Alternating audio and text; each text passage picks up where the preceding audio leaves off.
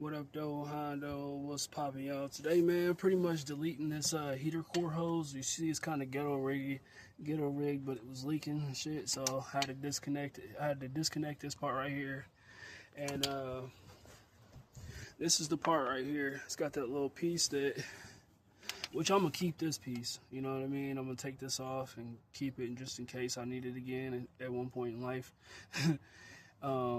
I don't know, I guess I'm like a hoarder when it comes to like certain like car parts, but it's always helped me out later on in life. But anyway, so I'm gonna take this because I end up having to saw this whole piece off, and I just took a hose and put it on there, and just but it didn't really work, but it served its purpose for the time being.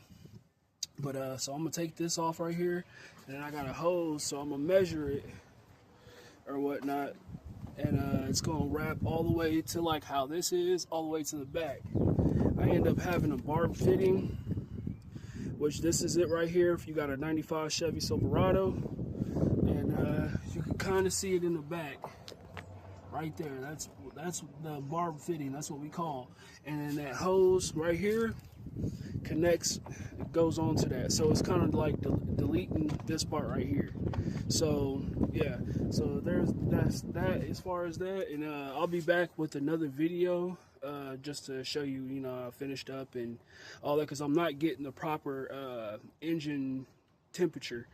You know what I mean? So like I'm all the way at like 160 or whatnot, and I have a 195 thermostat in there, so the temperature should be up. But with that leaking right there, that's part of it. Because I had, if y'all remember correctly, I had I ended up doing the radiator on here and doing the heavy duty one, the heavy duty radiator. So, and then because that was leaking, now this part right here is leaking. So I don't, hopefully once I replace this, because hopefully it ain't the heater core that's leaking. But if that's the case, I'm gonna have to tear out the whole dash and then put in a new heater core. I'm hoping that's not the case. Hopefully this fixes it. But anyways, I'll be back with y'all. Okay, so I pretty much got this put on. So this should stop my leak or whatnot. Y'all seen in the previous video, because some of these videos I'll be putting together, and I'll be editing the videos together, so that way, I could get it done. Then I could show you after what I've done did. But anyway, so I got that on there tight.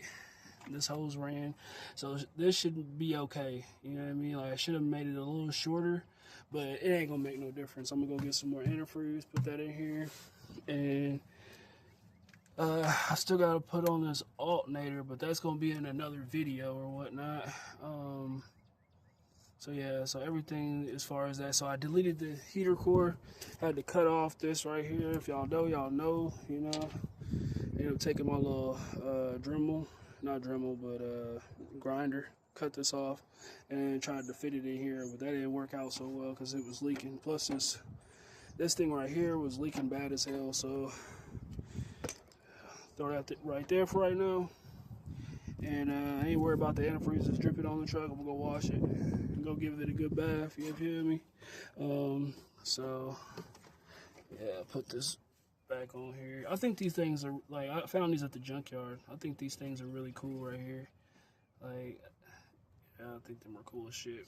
But anyways, I'll holler at y'all later. That's pretty much how you delete that heater core hose. Anyway.